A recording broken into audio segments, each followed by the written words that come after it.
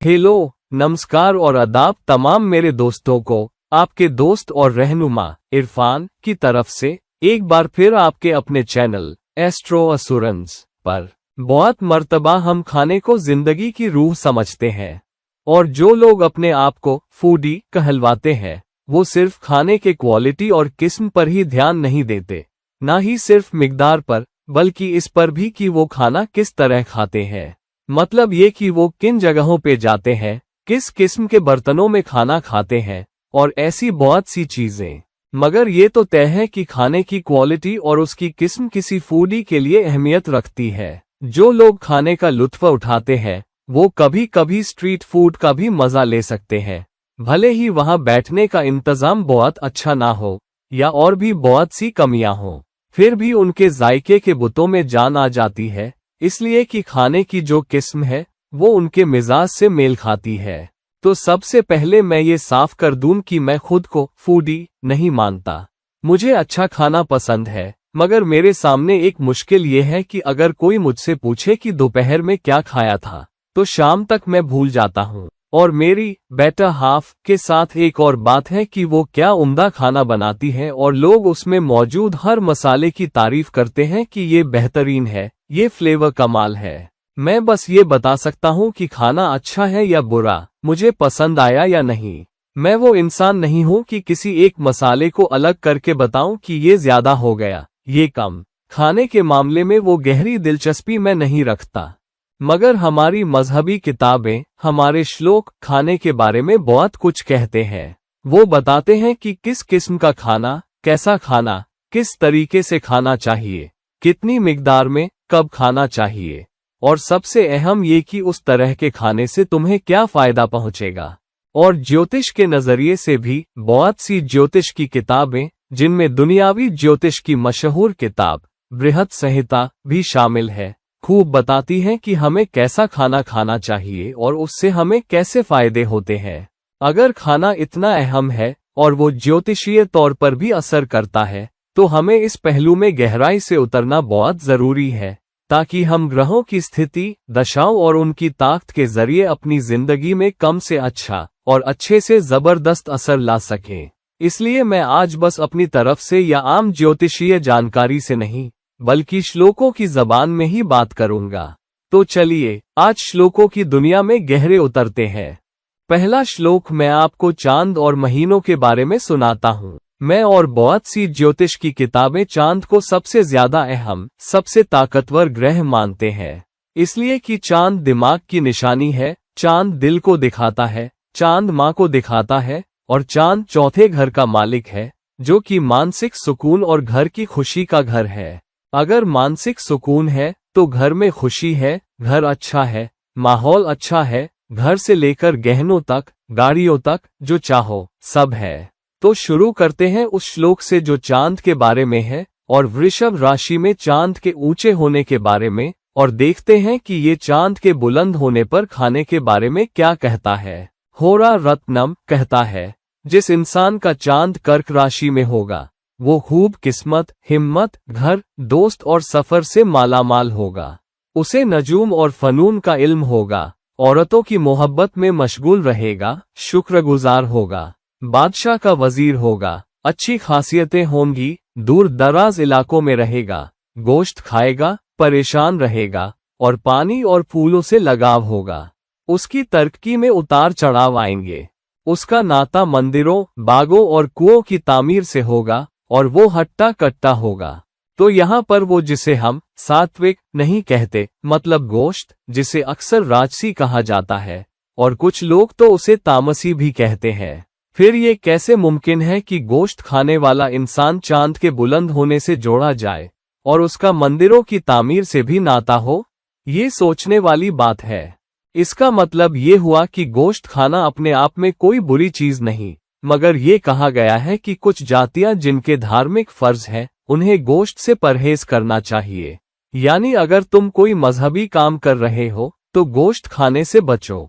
इसीलिए सनातन धर्म की बहुत सी रस्मों में, हिंदू धार्मिक रस्मों में, मसलन शादी में जो खाना परोसा जाता है वो आम तौर पर शाकाहारी और बहुत ही सात्विक होता है।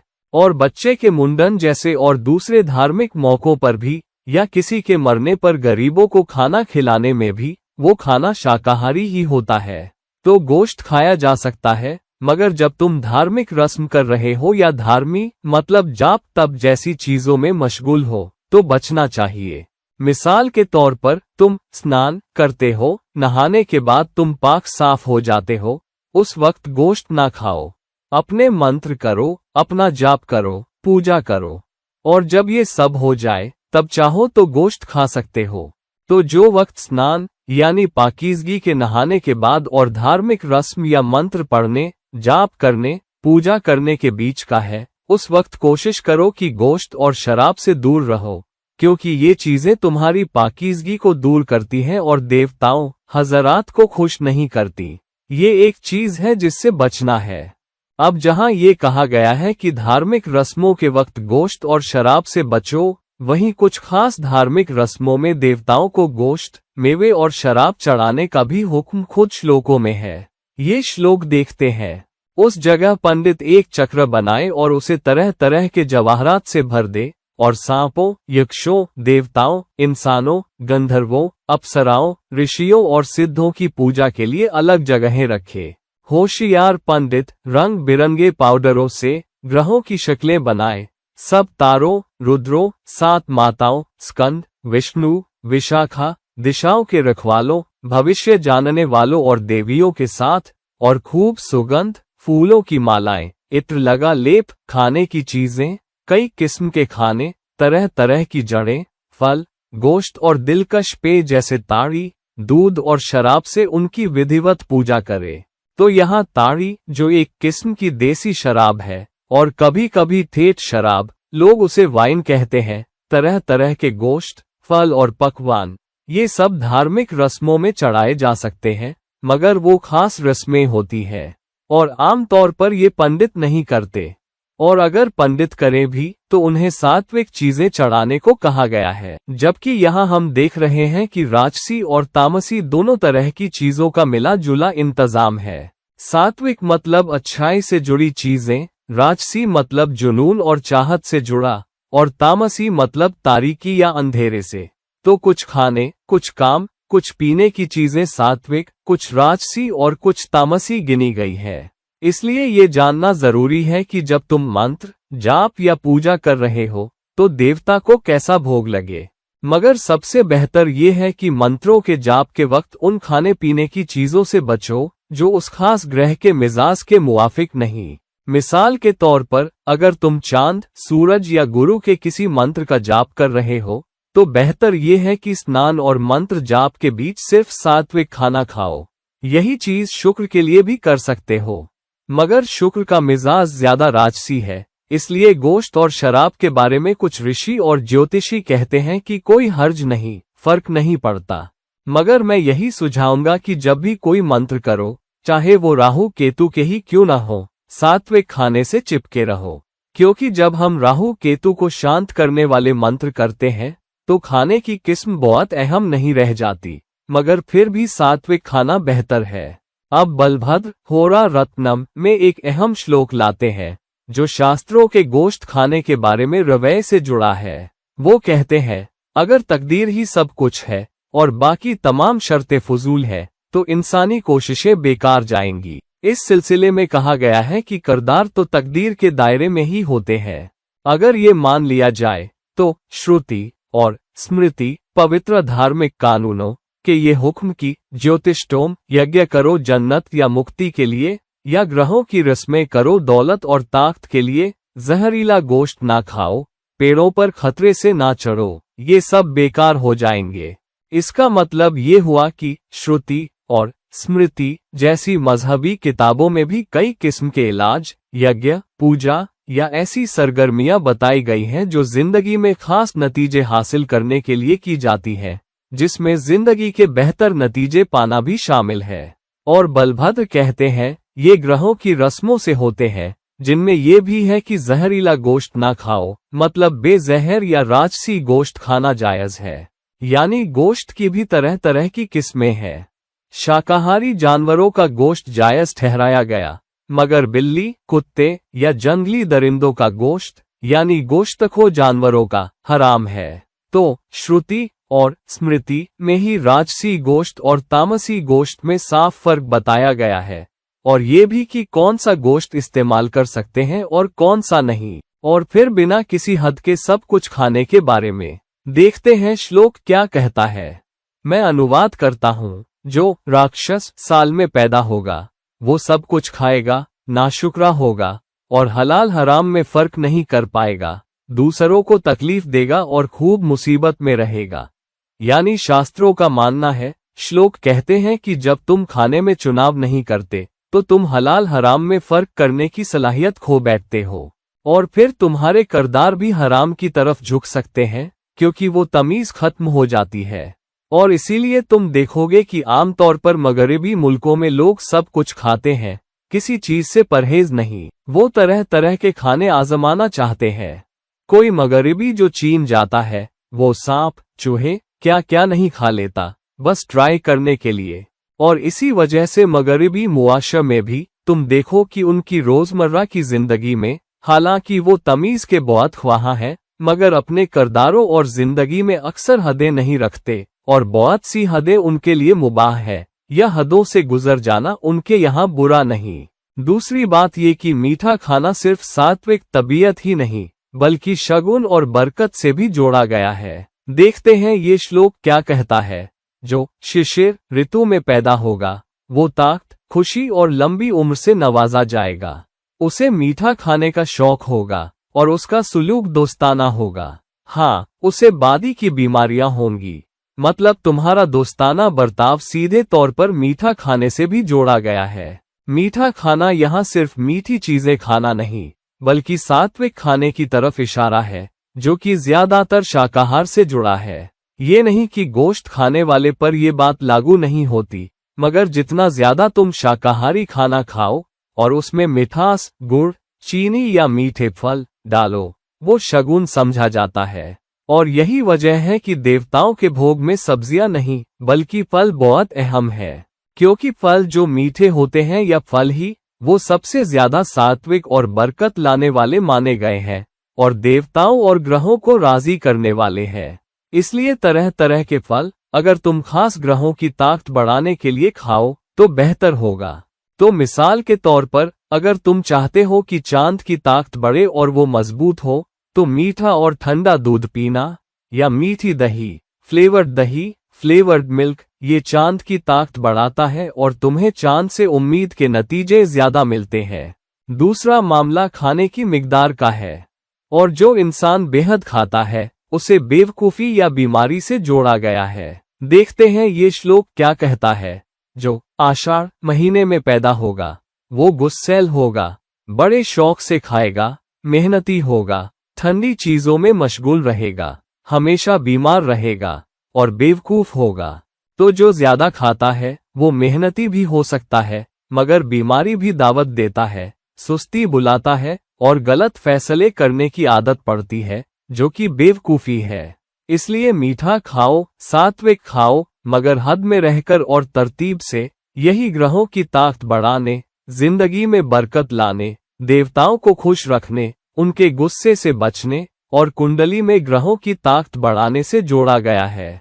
कुछ नक्षत्रों को बहुत ज्यादा बरकत और ऐशो आराम से जोड़ा गया है। भरणी नक्षत्र भी एक ऐसा ही है जो ज्यादा राजसी जिंदगी से जुड़ा है, मतलब अच्छा खाना, चीजों से लगाव, आराम की चाह, जनाना मोहब्बत वगैरह वगैरह। देखते हैं ये श्लोक भरणी नक्षत्र और खाने के बारे में क्या कहता है। कामोपचार, कुशल, सत्यवादी, धृतव्रत, अरोग, सुभगो, जात, भरणिया, लघुबु, सुखी। मतलब जो भरणी नक्षत्र में पैदा होगा वो आशिकी के हुनर में माहिर होगा, सच्चा होगा, अपने कामों पर कायम, बीमारियों से दूर, खुशनसीब और हमेशा थोड़ा खाएगा।